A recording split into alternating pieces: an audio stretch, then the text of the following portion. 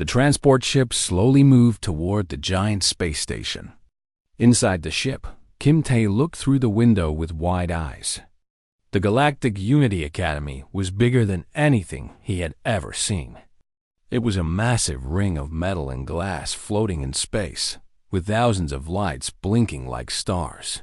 Beside him, Park Hannah was reading something on her tablet. She looked calm, but Tae knew she was nervous too. They were the first humans to ever study at this academy. The whole galaxy was watching them. "Are you ready?" Tae asked her. Hannah put down her tablet and smiled. "No, but we have to do this anyway." At their feet, two carriers sat on the floor. Inside one carrier, a large German shepherd named Bada was sleeping peacefully. Inside the other, an orange cat named Harang was cleaning her paw. These were their companions, their friends from Earth. The galactic government had approved them under something called Welfare Policy 77B. It allowed students to bring bonded animals for emotional support. The humans did not know that this simple decision would change everything. The ship docked with a soft sound. The doors opened, and Tae and Hannah stepped out into a long white hallway. The air smelled clean but strange, like flowers mixed with metal. Aliens of all shapes and sizes walked past them, going to their classes or dormitories. Tae had studied the different species before coming here. He saw tall Gorvians with gray skin and 4 arms. He saw small Mavari covered in soft fur, their big eyes looking at everything with curiosity. He saw crystalline beings that seemed to be made of living glass. But none of them had seen humans before. As Tae and Hannah walked forward, the hallway became quiet. Aliens stopped walking. They stopped talking. Everyone turned to look at the 2 young humans carrying boxes. Tae felt uncomfortable with all the eyes on him. He tried to smile in a friendly way. "Hello," he said, lifting one hand in a wave. No one waved back. They just stared. Then Bada woke up. The big dog had been sleeping during the whole journey, but now he was awake and excited. He could smell so many new things. His tail started wagging hard, hitting the sides of his carrier. He let out one loud bark of happiness. The sound echoed through the hallway like thunder. Several aliens screamed. A group of Mavari students ran away so fast that one of them fell down. A tall Gorvian security officer reached for his weapon before stopping himself. A small creature that looked like a floating jellyfish turned pale and hid behind a pillar. Tae looked around in confusion. What happened? What did I do? Hannah quickly kneeled down and opened Bada's carrier a little. Boy, calm down. It's okay. Bada pushed his nose through the opening and licked her hand. His tail kept wagging. He was just happy to be somewhere new. He did not understand why everyone was so afraid. At that moment, a young Mavari girl named Rin was standing near the back of the crowd. She was small even for her species, with soft brown fur and large golden eyes. She had heard about humans in her classes. Her teachers said they came from a death world, a planet so dangerous that most species could not survive there. Earth had earthquakes, floods, extreme temperatures, and millions of predator species. Rin had been curious to see the humans. But now, looking at them, she felt her heart beating fast with fear. They looked so strange. They walked on 2 legs and had flat faces with forward-facing eyes. Forward-facing eyes meant predator. Every child in the galaxy knew that. But the thing in the box was worse. She had seen the images in her xenobiology class. It was called a dog. It was a descendant of wolves, one of the most dangerous pack hunters on Earth. Its teeth could crush bone. Its bite force was stronger than many industrial tools. And the humans just carried it around like it was nothing. Rin felt dizzy. Her vision became blurry.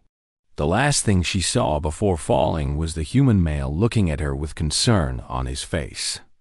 Then, everything went black. Tay saw the small furry alien collapse and immediately moved forward to help. But the crowd backed away from him even more, making sounds of fear.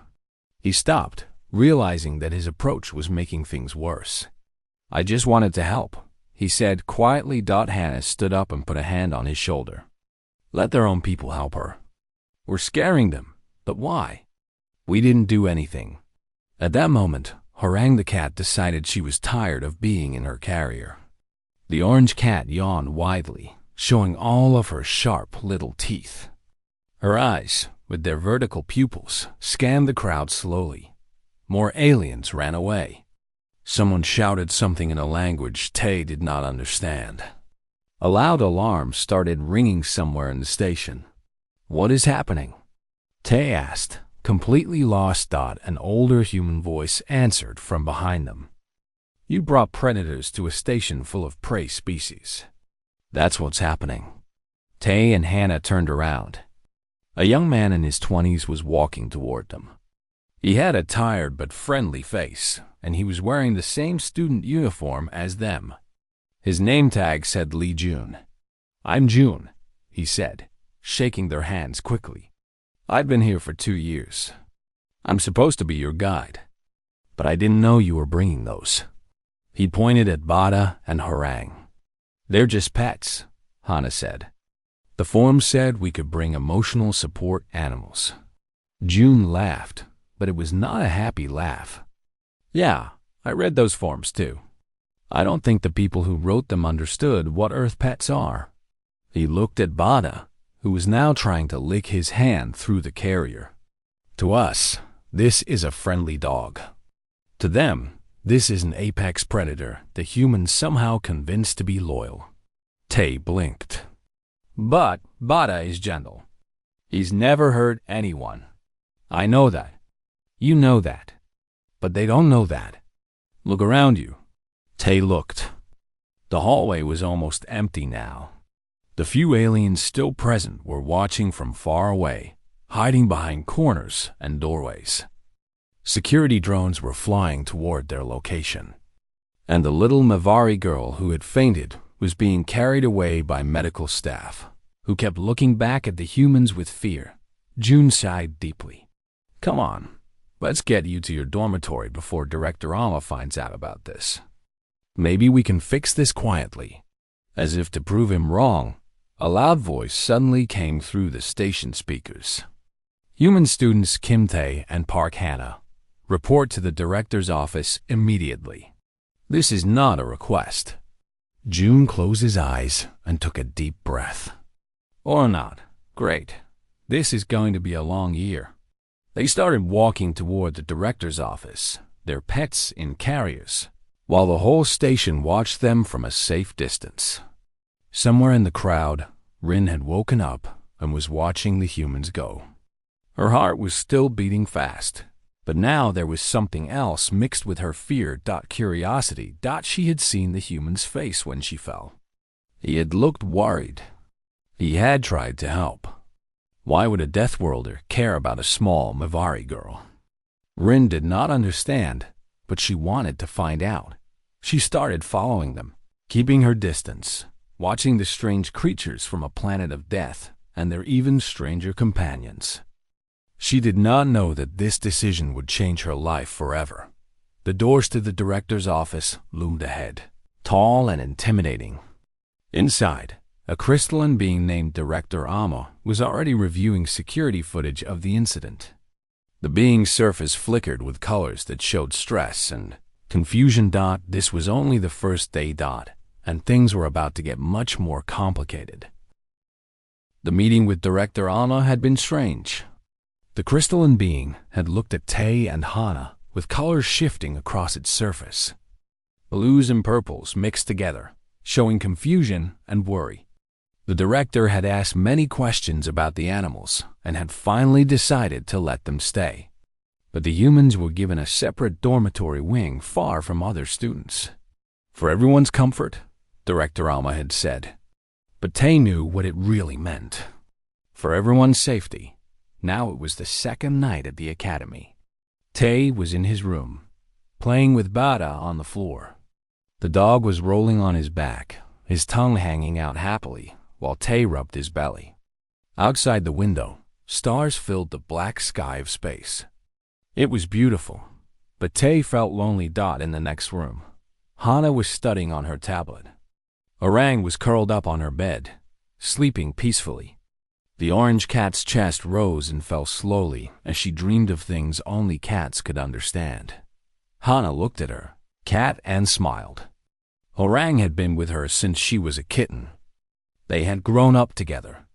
Having her here, in this strange place so far from Earth, made everything feel a little bit better. "Time for sleep?" Hana said softly. She put down her tablet and turned off the light. Orang shifted on the bed, but did not wake up. Hana closed her eyes and quickly fell asleep. She did not notice when, an hour later, Orang woke up. The cat stretched her body slowly. Her ears turned, listening to the sounds of the station. She heard the hum of machines, the whisper of air moving through vents, and something else. A small sound, far away. Her curiosity woke up too. Orang jumped off the bed silently. Hana did not move. The cat walked to the door and sat in front of it, staring at the small gap at the bottom. She sniffed the air. There were so many new smells here. Strange smells. Interesting smells.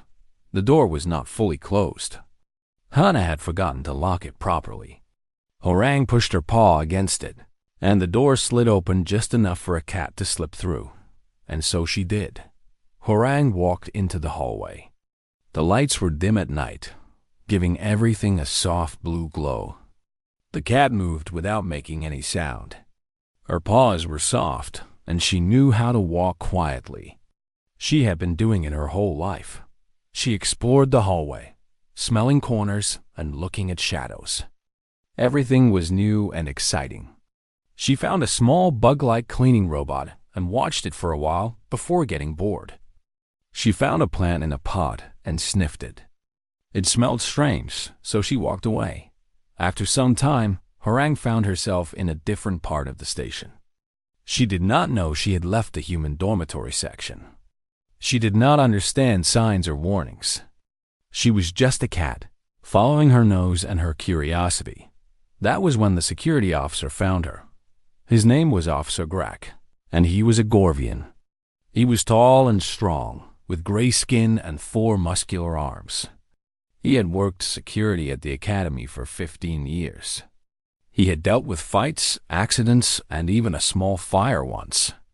He thought he had seen everything. He was wrong. Grak was walking through Sector 7, doing his normal patrol. The hallway was empty and quiet. Then he turned a corner and stopped. There, sitting in the middle of the hallway, was a creature. It was small. It had orange fur. It had 4 legs and a long tail. And it was looking directly at him with eyes that glowed in the dim light. Its pupils were vertical lines, like knives. It did not blink. Grak felt his blood go cold. He had studied the files on Earth creatures when he heard humans were coming. He knew what this thing was. It was called a cat. According to the files, cats were ambush predators. They hunted by hiding and waiting. They had retractable claws that could cut through flesh. They had reflexes faster than most species could follow. And they stared at their prey before attacking. This one was staring at him. Grak slowly reached for his communicator with one of his 4 hands.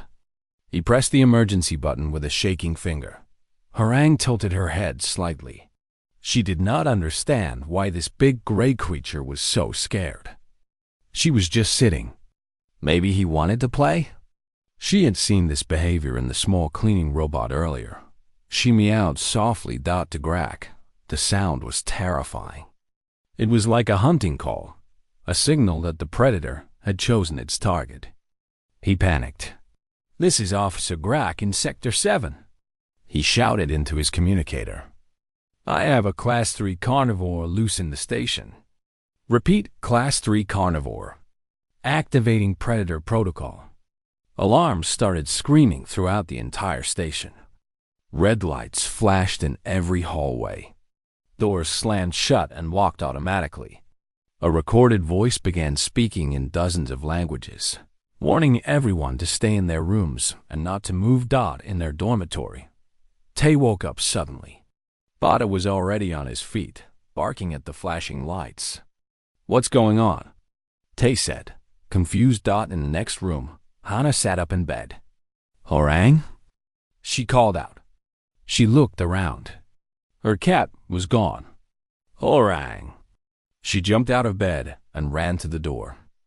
It was locked. The lockdown had sealed everyone in their rooms. She pounded on the door. "Let me out. My cat is out there." June appeared on her door screen a moment later. His face was worried. "Hannah, your cat triggered a predator protocol. The whole station thinks there's a dangerous animal loose." "She's not dangerous. She's just a cat." "I know that. But right now, half the station is hiding in fear, and security drones are searching for her with capture nets and stun weapons." Hannah felt her heart stop. "They'll hurt her. I'm trying to get the doors open. Just wait." The minutes felt like hours. Hannah stood by the door, tears forming in her eyes. Hwarang was all she had from home. The cat had been her friend through so many hard times. She could not lose her now. Finally, the door clicked open. June had convinced someone to unlock the human section.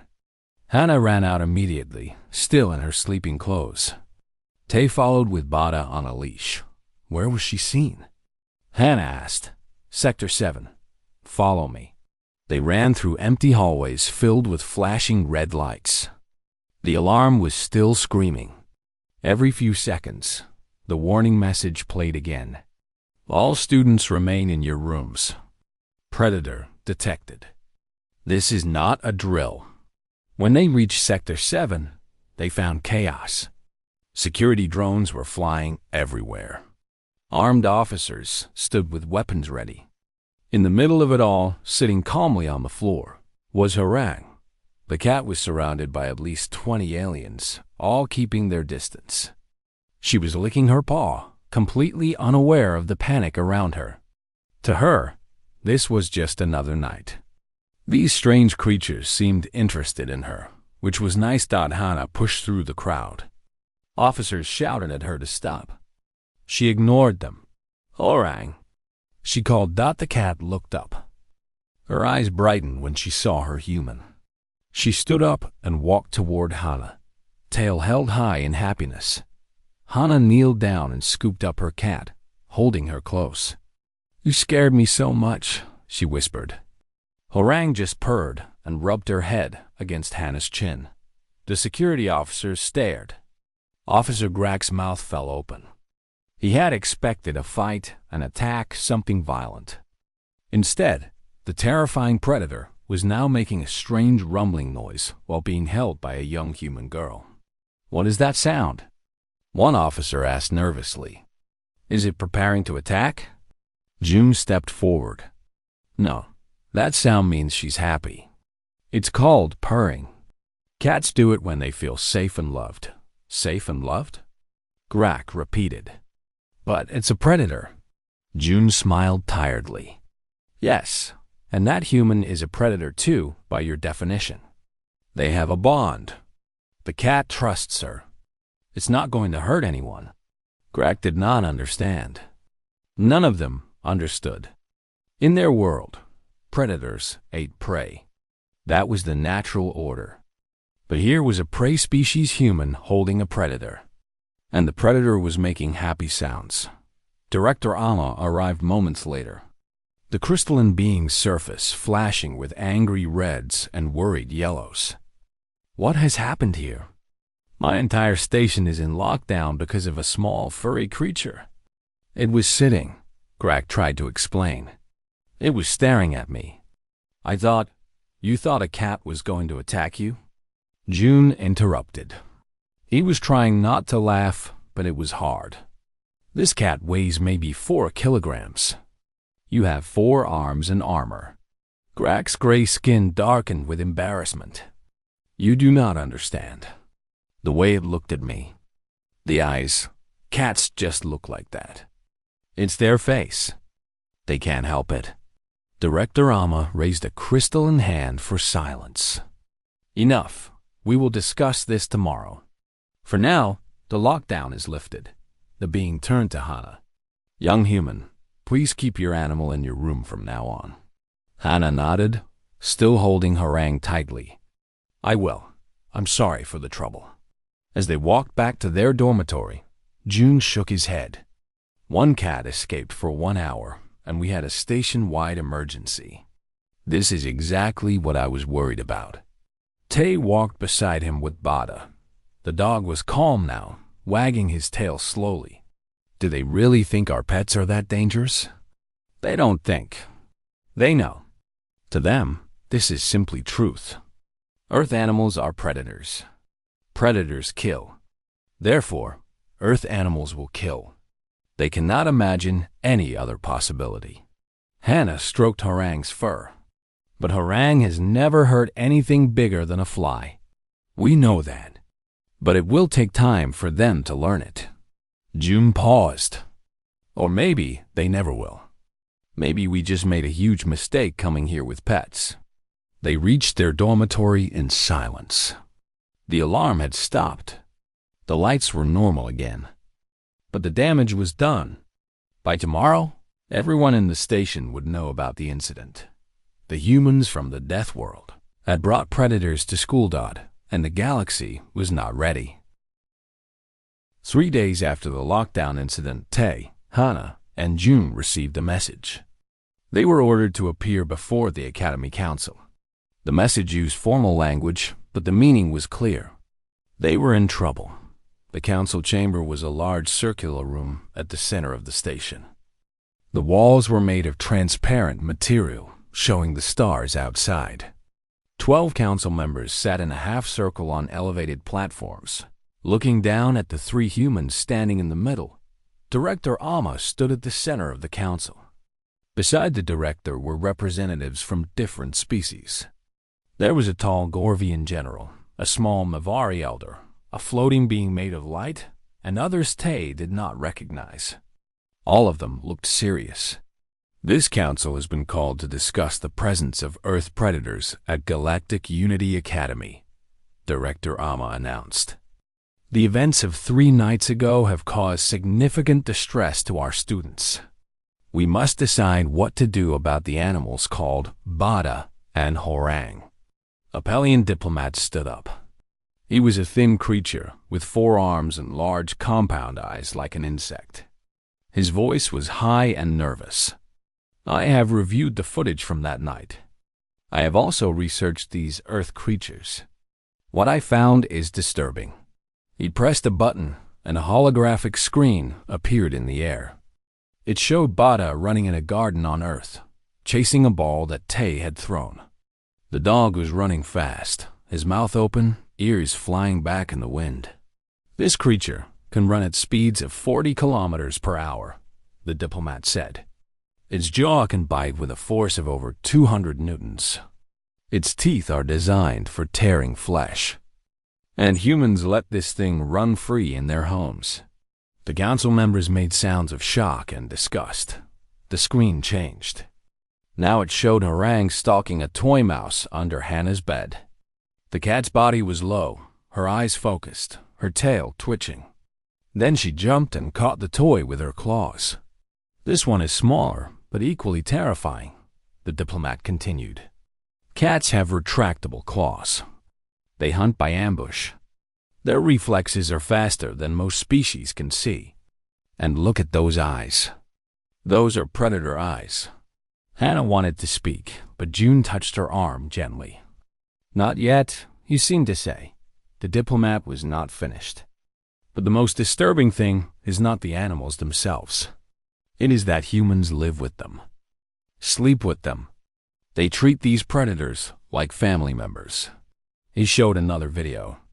This one was from Tay's room on the ship. Bada was lying on Tay's bed, his head on the pillow.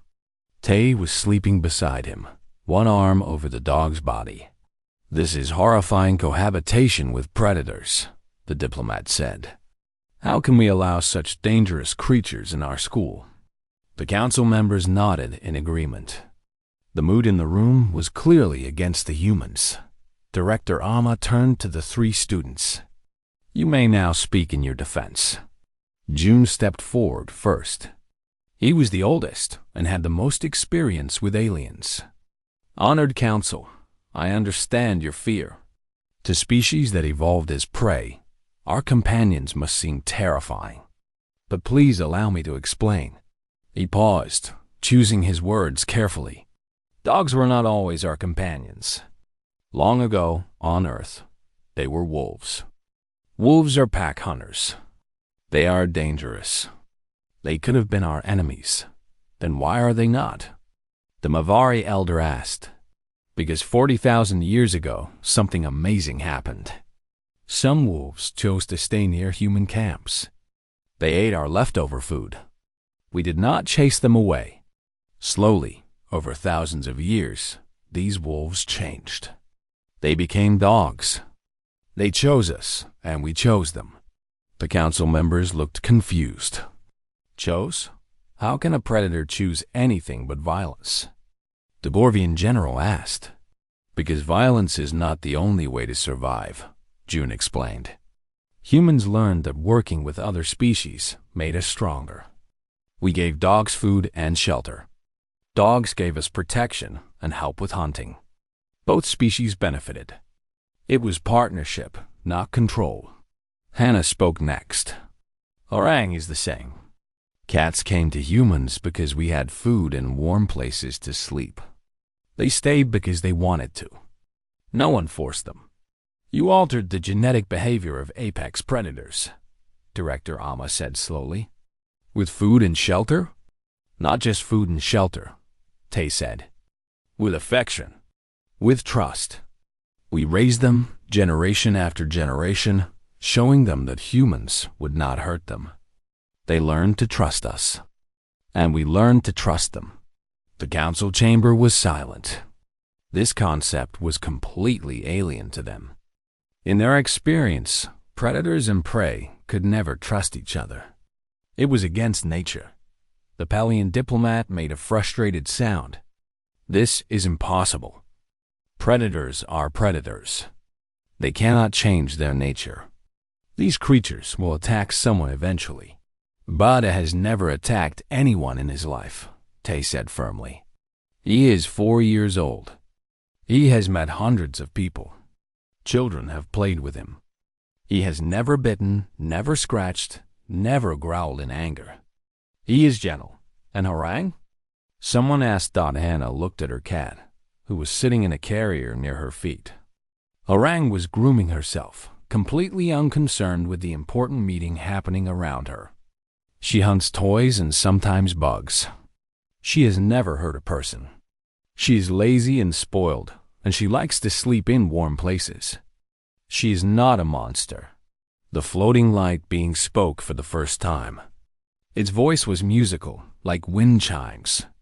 "I have a question for the humans. When you sleep with these creatures beside you, are you not afraid? Do you never worry that they might attack?" Tay thought about the question seriously. "When I was 5 years old, I had nightmares. I was scared of the dark.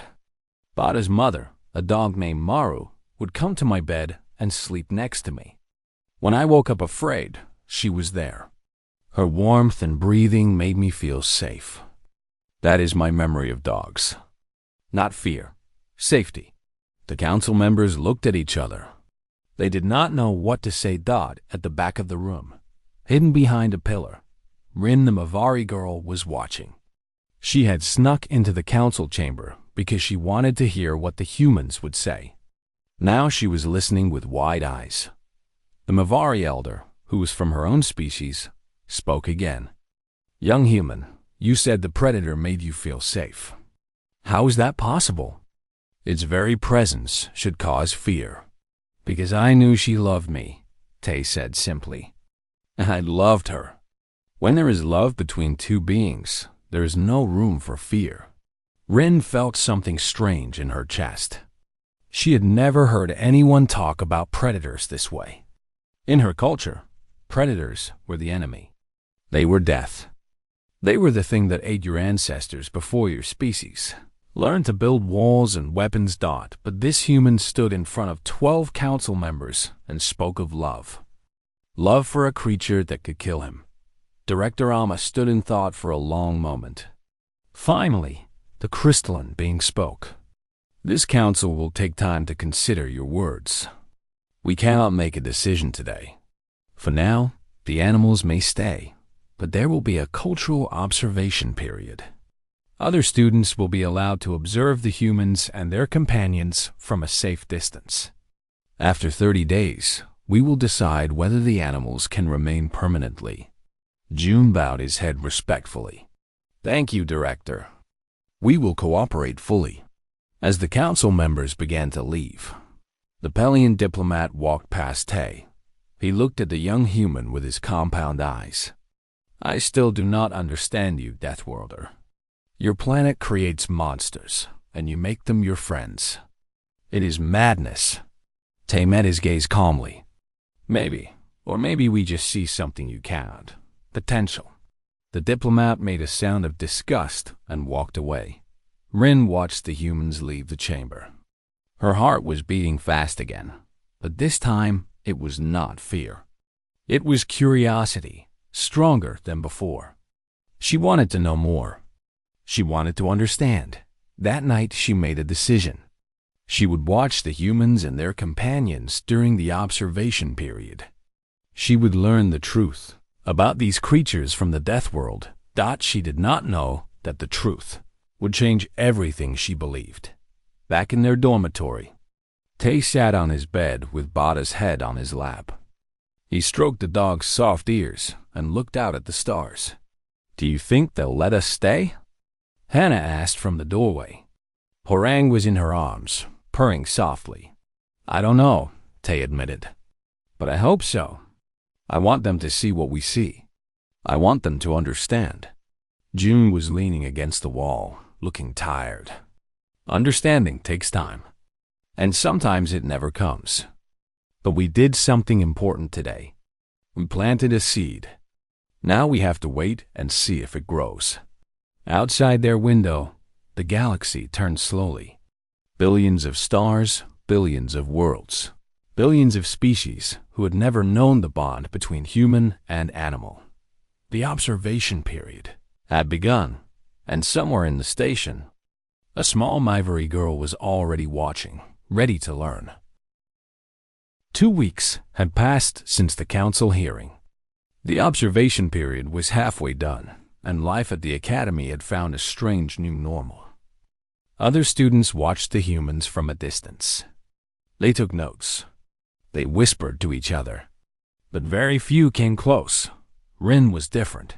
Every day, she followed Tay and Bada. She kept her distance, always staying at least 20 meters away, but she watched everything. She saw Tay throw a ball and Bada run to catch it. She saw the dog bring the ball back and drop it at Tay's feet, tail wagging. She saw Tay kneel down and rub Bada's head, saying words in a soft voice. She did not understand the words, but she understood the tone. It was gentle. It was warm. It was the way her own mother had spoken to her when she was very young. How could a Deathworlder speak to a predator with such gentleness? Rin also watched Hannah and Horang. The cat was lazier than the dog. She spent most of her time sleeping in sunny spots or grooming her fur. But when Hannah came near, Horang would wake up and make that strange rumbling sound.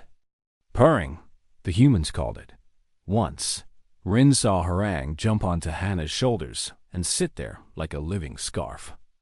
Hannah laughed and let the cat stay. They walked through the hallway together like that, human and predator, perfectly comfortable. It made no sense. But Rin could not stop watching. Today was different. Today, Rin had made a mistake. She had followed Tay to the Academy Gardens. The gardens were a large area on the station where plants from different worlds grew under artificial sunlight. It was a peaceful place, With paths winding between trees and flowers of every color. Tay often brought Bada here to exercise. The dog loved running in the open space, sniffing flowers and chasing small insects that lived in the soil. Rin liked to watch from behind a row of purple bush, but today she had followed too closely. She had not seen the group of students waiting near the main path. There were 3 of them. Gorvian students, big and gray with 4 arms each. Rin recognized them. They were known for causing trouble, for bullying smaller species. They had bothered her before, but she had always managed to avoid them. Not today. "Look at this," the biggest one said, stepping in front of her. His name was Vork, and he was the worst of them. "The little prey creature is walking alone." "Where's your group?" "Tiny one." Rin backed away, her heart pounding. "I was just going to class. Please, let me pass." "Class is that way," another Gorvian said, pointing in the opposite direction. "You are lying. What are you really doing here?" "I was just looking at the flowers," Rin said. Her voice was shaking. Vork laughed. It was not a nice sound. She was following the Deathworlders. "I have seen her doing it every day." "Are you friends with the predator lovers now, little Mavari?" "No, I was just what? Want to be eaten? Maybe we should help you. Push you toward their beast. See how fast it can run." The 3 Gorvians moved closer, surrounding her. Rin felt tears forming in her eyes. She was too small to fight. She was too slow to run. She was trapped. 40 meters away. Tay was sitting on a bench, watching Bada run through the grass. He was relaxed, enjoying the peaceful afternoon. Then Bada stopped running. The dog's ears went up. His body became still.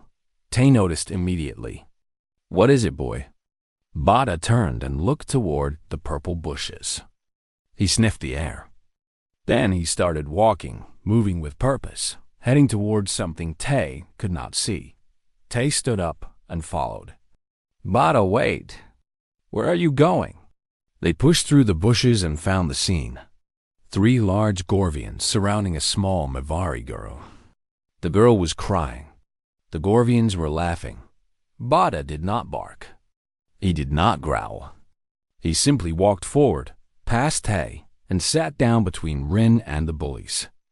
Then he looked up at the Gorvians and waited. The laughter stopped. Vork stared at the dog. The dog stared back. Its eyes were calm but focused. Its body was relaxed but ready. It made no sound, no threat. It just sat there, a wall of fur and muscle between the bullies and their victim. "What is this creature doing?" Vork asked, his voice suddenly uncertain. Tay walked forward slowly. "He is protecting her. You were scaring her. He does not like that. We were not. Yes, you were. I saw your faces. I heard your words." Tay's voice was quiet but firm. "Now you have 2 choices. Walk away or explain to your teachers why you were bullying a classmate." Vork looked at the dog again. Bada had not moved. He was still sitting, still watching. But there was something in those eyes that made Vork uncomfortable. Not anger, not hunger. Something else. Something he could not name. "This is not over," Vork said. But he was already backing away. His 2 friends followed quickly. When they were gone, Tay kneeled down next to Rin. "Are you okay? Did they hurt you?" Rin was still trembling. She looked at the human, then at the dog sitting calmly beside her. "Why did it do that? Why did the predator protect me?" Tay smiled gently. "His name is Bada, and he did not see you as prey. He saw you as someone who needed help. But I'm not his pack. I am not human. I am Mavari. That does not matter to him. Dogs do not care about species. They care about feelings. He sensed you were afraid and hurt. So he helped." Rin's golden eyes were wide with wonder. She looked at Bada, really looked at him for the first time. The dog's tail wagged slowly. His tongue hung out of his mouth in what looked almost like a smile. "Can I?" Rin started, then stopped. She did not know what she was asking. "Would you like to touch him?" Tay asked. "It is okay if you do not want to. I understand if you are still afraid." Rin thought about all the stories she had been told. Predators were dangerous. Predators were death. Never go near a predator. But this predator had just protected her. This predator was looking at her with warm, gentle eyes. This predator's human was speaking to her with kindness. Slowly, carefully, Rin reached out her small furry hand. Bada did not move. He waited patiently as her fingers came closer. When she finally touched his head, she felt soft fur over warm skin. She felt the slight movement as Bada leaned into her touch, accepting her, and then something unexpected happened. Bada turned his head and licked her hand. Rin made a sound of surprise, but she did not pull away. The lick was warm and a little wet. It tickled. It was so different from what she had imagined. "What does that mean?" she asked, her voice barely a whisper. "It means he likes you," Tay said. In dog language, licking is a sign of affection. "He's saying hello?" "He's saying you a friend." Friend. Rin felt something break inside her. All her fear, all her beliefs, all the stories she had been told since she was born. They cracked and fell apart like old walls. And through the gaps, something new began to grow. She started to cry. Not from fear this time. From something she could not name. Tay did not touch her. He knew that might scare her more. But he stayed close, sitting on the grass while Rin cried and Bada sat patient and calm beside them. "I do not understand," Rin said between sobs. "My whole life I was told predators are evil. They kill. They kill. They do not care. But this one protected me. Why?" "Because that is what dogs do," Tay said simply. "They protect their pack. And today, you became part of his pack. How?" "I am not. You do not become pack by blood or species. You become pack by heart. Bada decided you needed him, so now you are his. It is that simple." Rin looked at the dog again. Bada's tail was still wagging. He looked happy, like protecting a scared Mavari girl was the best thing he had done all day. Maybe it was. They sat in the garden for a long time. Rin did not want to leave. For the first time in her life, sitting next to a predator, she felt safe. When they finally walked back toward the main buildings, something had changed. Students in the hallway stared as they saw Rin walking beside Tay, with Bada between them. The little Mavari girl was actually smiling. Word spread quickly through the station. The Deathworlders' beast had protected a Mavari student from bullies. The predator had defended prey. It was impossible. It was against nature. It was true. That night, Director Amma watched the garden security footage with deep interest. The crystalline being's surface flickered with new colors. Confusion was still there, but something else was joining it. Curiosity. And maybe, just maybe, the beginning of understanding. The final day of the observation period arrived. Director Amma had called a full assembly in the main hall to announce the council's decision. Would the human companions be allowed to stay, or would they be sent back to Earth? The hall was filled with students and teachers from all species. News of the garden incident had spread everywhere. Some aliens were angry that a predator had been allowed near students. Others were curious about what they had heard. A few, very few, had started to question everything they believed. Outside the hall, a group of alien parents had gathered. They held signs with messages in different languages. "No predators in our schools, and protect our children, and send the beasts away." Their fear was real. Their anger was loud. Inside. Tay sat in the front row with Hannah and June. Bada lay at Tay's feet, and Harang was curled in Hannah's lap. The animals seemed calm, unaware of the importance of this moment. Rin sat a few rows behind them. She had asked her parents if she could attend, and they had reluctantly agreed. They did not understand why their daughter suddenly wanted to be near the Deathworlders. They were worried about her, but Rin had insisted. Director Ama rose to speak. The crystalline being's surface was calm blue, showing focus and seriousness. Students and faculty, we have gathered to announce our decision regarding the earth animals known as Bada and Harang. The hall became completely silent. The past 30 days have been unusual for our academy. We have witnessed things that challenge our understanding of predators and prey. We have seen fear, confusion, and conflict. But we have also seen something unexpected. The director paused, color shifting to softer tones. We have seen a creature most of us considered dangerous protect a student who was being bullied. We have learned that these animals form bonds with humans not through force, but through trust. We have discovered that the galaxy's definition of predator may be incomplete. Murmurs spread through the crowd. Some aliens looked uncomfortable. Others leaned forward, curious. After careful consideration, the council has decided. A loud alarm suddenly cut through the air. Red lights flashed everywhere. The recorded warning began playing in dozens of languages. Emergency. Emergency. Hull breach detected in Sector 12. All students evacuate to safe zones immediately. The hall erupted in chaos. Students screamed and ran toward the exits. Teachers tried to maintain order. Director Ama called for calm, but the voice was lost in the panic. June grabbed Tay's arm. Hull breach. That's serious. We need to move. They ran with the crowd toward the emergency exits. But as they moved through the hallways, June's communicator buzzed with an urgent message. He read it and his face went pale.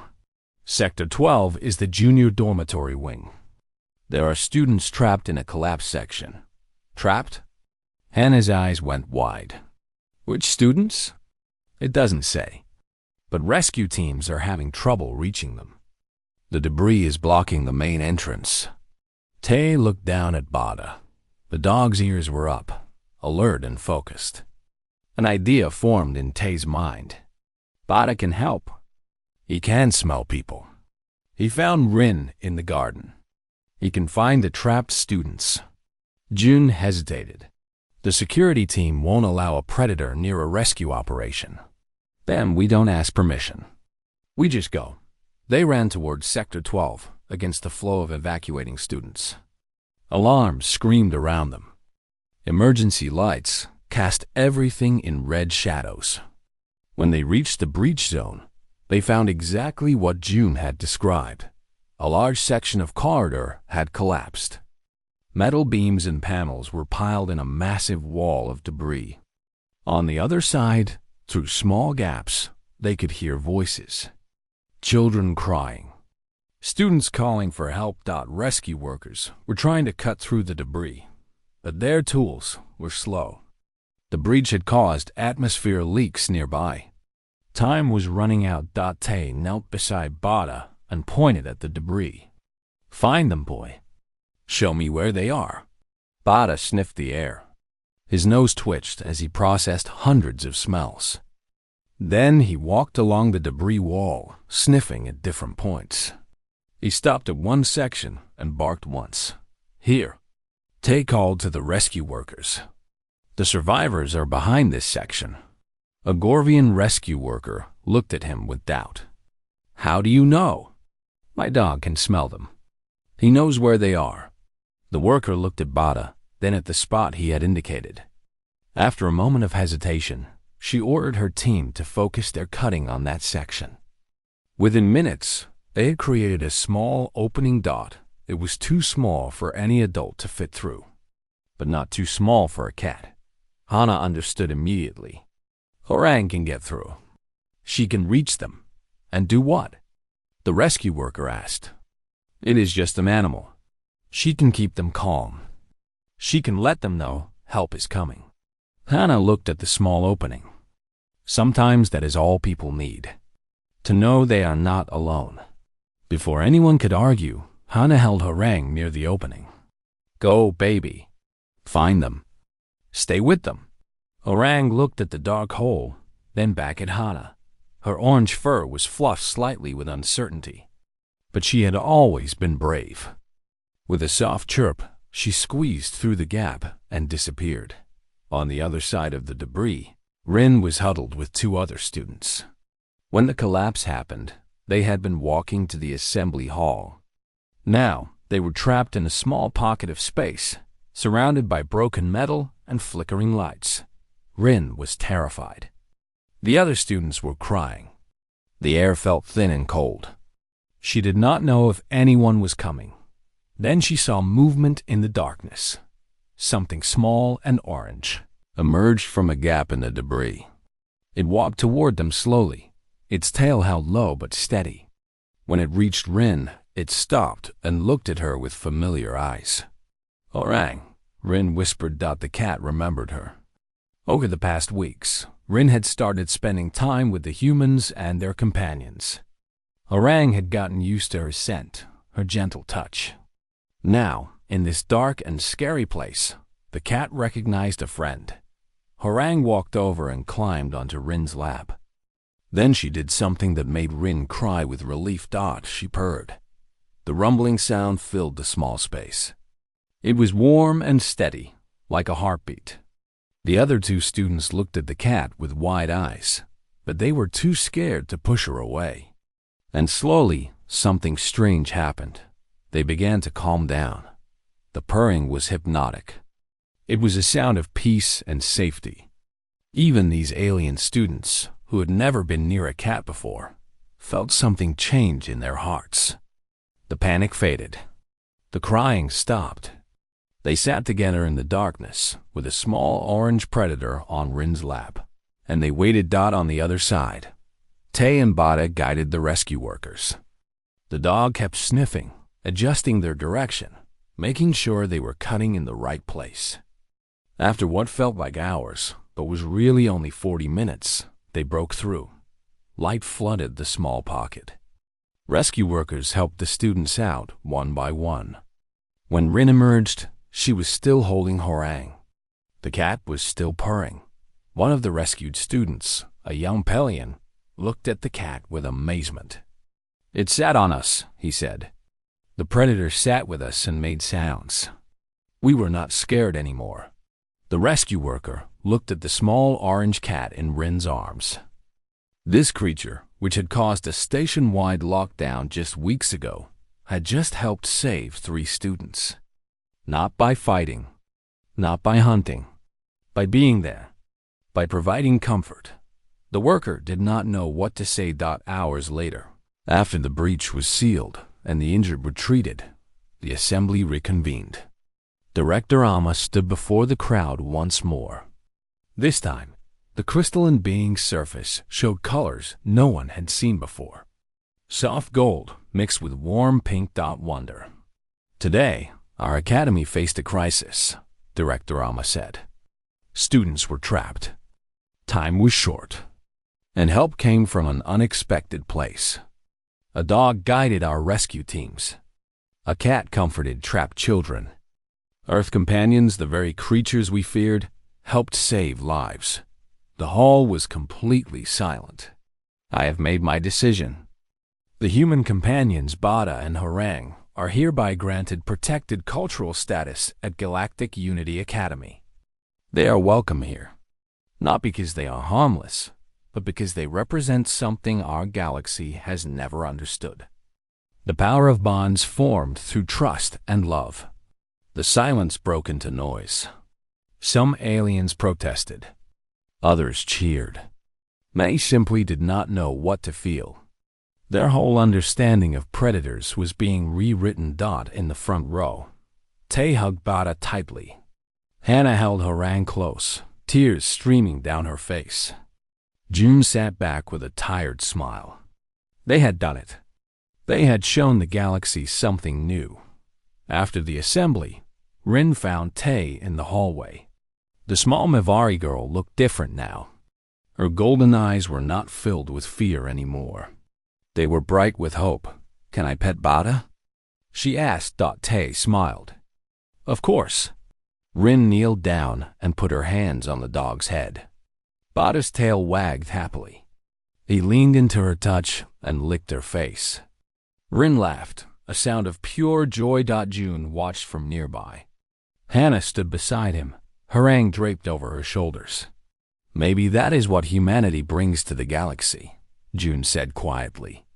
"Not just survival, not just strength, but something to hold on to, something to love." Hannah nodded, stroking Harangue's soft fur. "They were so afraid of what our companions might do. They never imagined what they might give." Outside the window, stars spread across the endless black of space. Somewhere out there, billions of species lived their lives, never knowing the warmth of a dog's loyalty or the comfort of a cat's purr. But now, in this one small station,